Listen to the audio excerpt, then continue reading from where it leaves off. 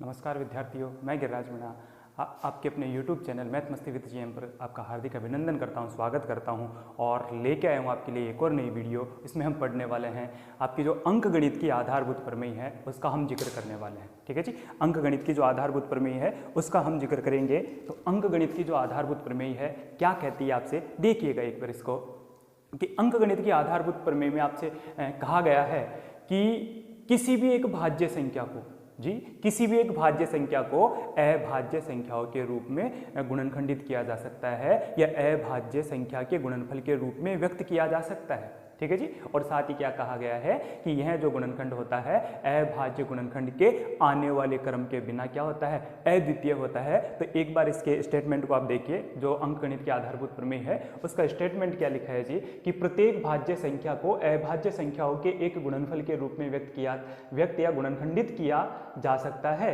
तथा यह गुणनखंड अभाज्य गुणनखंडों के आने वाले क्रम के बिना क्या होता है, अद्वितीय होता है। तो किस प्रकार से है, इसकी जो ये भाषा है अंक गणित की आधारभूत प्रमेय की जो भाषा है इसको बड़े ही आसान शब्दों में मैं समझाने का प्रयास करूंगा और आशा करता हूं और ऐसी उम्मीद भी करूंगा कि जब वीडियो का लास्ट होगा या वीडियो का अंत होगा तो आप पूर्णतः ये स्पष्ट कर पाओगे कि आपको ये पूर्णतः समझ में आ गया है। इसकी मैं जिम्मेदारी लेता हूं। ठीक है जी, अब तो सुनिए ध्यान से, केवल आप बोर्ड पे फोकस रखिए और जो मैं कह रहा हूं उसको साथ साथ सुनते जाइएगा। आपको इसको पूर्णतः समझाने की जिम्मेदारी मेरी है। ठीक है जी, अब सुनो, अपने जो अंक गणित की आधारभूत प्रमेय है इसका स्टेटमेंट यहाँ पे दिया है जी, इसका कथन यहाँ पे दिया है कि प्रत्येक भाज्य संख्या को अभाज्य संख्याओं के एक गुणनफल के रूप में व्यक्त किया जा सकता है या गुणनखंडित उसको किया जा सकता है और वहां पे जो वो गुणनखंड प्राप्त होगा, ठीक है जी, उस भाज्य संख्या का अभाज्य संख्याओं के रूप में जो गुणनखंड प्राप्त होगा वो क्या होगा,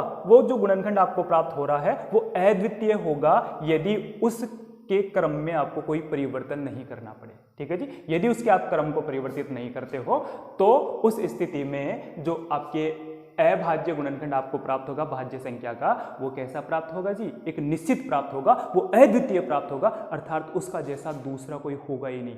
तो सीधे सीधे शब्दों में आप समझिएगा इसको कि कोई भी आपकी एक भाज्य संख्या है ना, कोई भी एक आपकी एक भाज्य संख्या है, उस एक भाज्य संख्या का केवल और केवल एक ही रूप में उसका अभाज्य गुणनखंड हो सकता है। ठीक है जी, किस प्रकार से होगा, जैसे एक भाज्य संख्या की हम बात कर लेते हैं। अब मैं आपसे पूछना चाहूं कि मुझे आप बताइए कि भाज्य संख्या किसे कहा जाता है। ठीक है जी, मैंने आपसे पूछ लिया कि भाज्य संख्या किसे कहा जाता है, तो आपका आंसर ये होना चाहिए कि किसी भी संख्या का एक या स्वयं के अतिरिक्त और कोई गुणनखंड हो। ठीक है, और कोई गुणनखंड हो तो वो भाज्य संख्या होती है। या और भी आसान से शब्दों में आप भाज्य संख्या को यहाँ पे लेना चाहिए तो भाज्य संख्या वह होती है जिसमें एक और जो खुद है ना उसके अलावा अन्य किसी संख्या का भी भाग जाना चाहिए, तो वो आपकी भाज्य संख्या हो जाती है। ठीक है जी, अब वो भाज्य संख्या हो गई तो हम इसको किस प्रकार से लेंगे उसको देखिएगा। अपने अंकगणित की आधारभूत प्रमेय ने आपसे कहा है कि कोई भी आप एक भाज्य संख्या ले लीजिए। ठीक है जी, कोई भी भाज्य संख्या ले लीजिए। जैसे मैंने यहाँ पे 10 लिया जी, एक भाज्य संख्या मैंने यहाँ पे ली, एक भाज्य संख्या हमने ले लीजिए, कौन है, जैसे मैंने एक 10 ले लिया। ठीक है, अब ये 10 भाज्य कैसे है, 10 में एक और स्वयं मतलब खुद आ गया, तो 1 और 10 के अलावा भी अन्य किसी का भाग जाना चाहिए। तो अन्य किसका भाग जा रहा है, 10 में 2 का भाग जाता है, 10 में 5 का भाग जाता है। तो यहाँ पे देखो 1 और खुद के अलावा भी अन्य किसी संख्या का भाग जा रहा है, तो 2 और 5 का भाग जा रहा है। इसका मतलब 10 आपकी भाज्य पद हो गया, 10 आपकी एक भाज्य संख्या हो गई। ठीक है जी, अब अपने जो अंकगणित की आधारभूत प्रमेय है उसको यहाँ पे लागू करते हैं जी कि क्या कहना चाह रही है अंकगणित की आधारभूत जो प्रमेय है।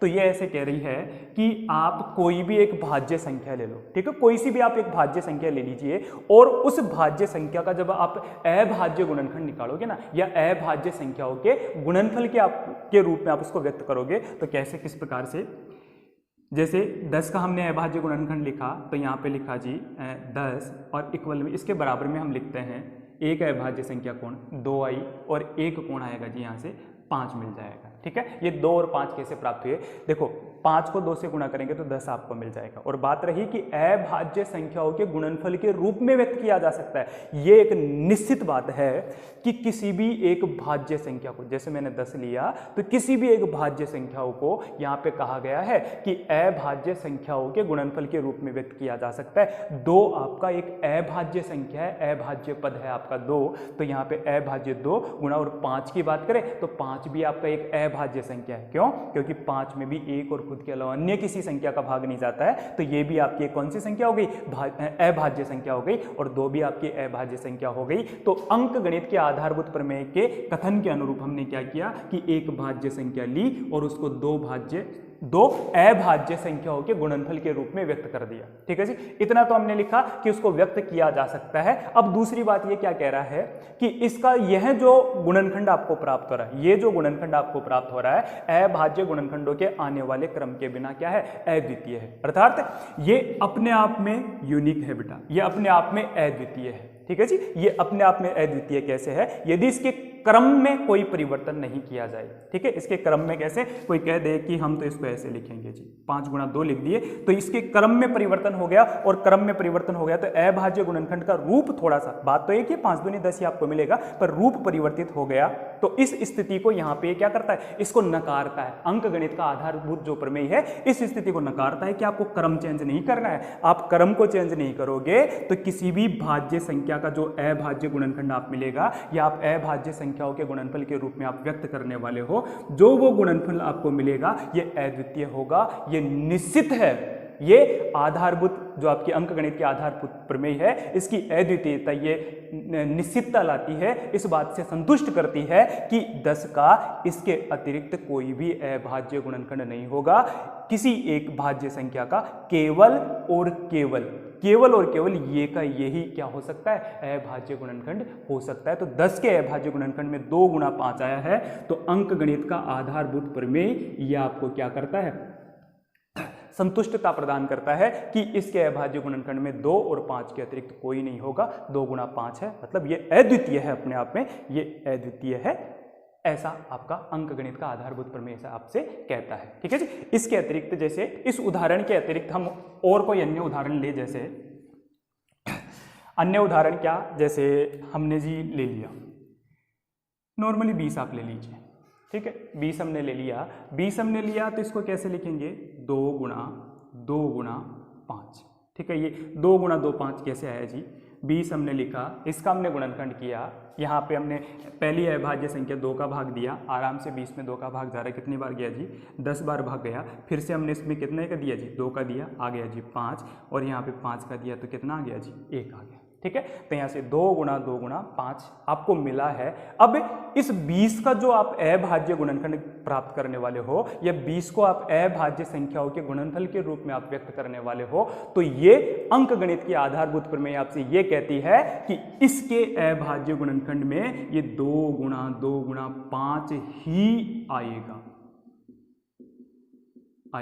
इसके अतिरिक्त 20 का अभाज्य गुणनखंड और कुछ भी नहीं हो सकता है। ये अपने आप में क्या है जी? अद्वितीय है। समझ रहे हो? तो ये आपकी कहती है कौन? अंकगणित की आधारभूत प्रमेय आपसे ऐसा कहती है कि किसी भी भाज्य संख्याओं को अभाज्य संख्याओं के गुणनफल के रूप में व्यक्त किया जा सकता है, और जो ये आपको गुणनखंड प्राप्त हो रहा है ये अभाज्य संख्याओं के गुणनखंड के क्रम को यदि चेंज नहीं किया जाता है तो ये क्या होता है? अपने आप में अद्वितीय होता है, और इसके जैसा दूसरा हल आपको प्राप्त नहीं हो सकता है। तो 20 का अद्वितीय मतलब इसके अलावा कोई दूसरा अभाज्य गुणनखंड होगा ही नहीं, तो ये आपका ये होगा।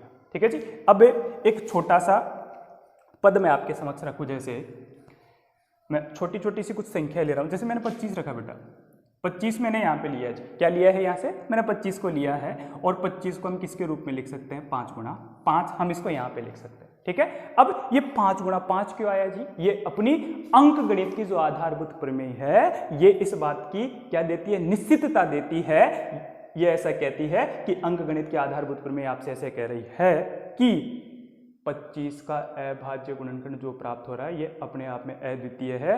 5 गुणा 5 के अतिरिक्त आपको और कुछ भी नहीं मिलने वाला है। तो याद रखिएगा कि अंकगणित के आधारभूत प्रमेय क्या कहती है कि किसी भी भाज्य संख्या को अभाज्य संख्याओं को अभाज्य संख्याओं के गुणनफल के रूप में व्यक्त किया जा सकता है। और जब तक उनके क्रम को चेंज नहीं किया जाए, क्रम को आप परिवर्तित नहीं करें, तो उस स्थिति में जो वो अभाज्य गुणनखंड आपको प्राप्त होगा वो अपने आप में यूनिक होता है, वो अपने आप में अद्वितीय होता है। ठीक है जी।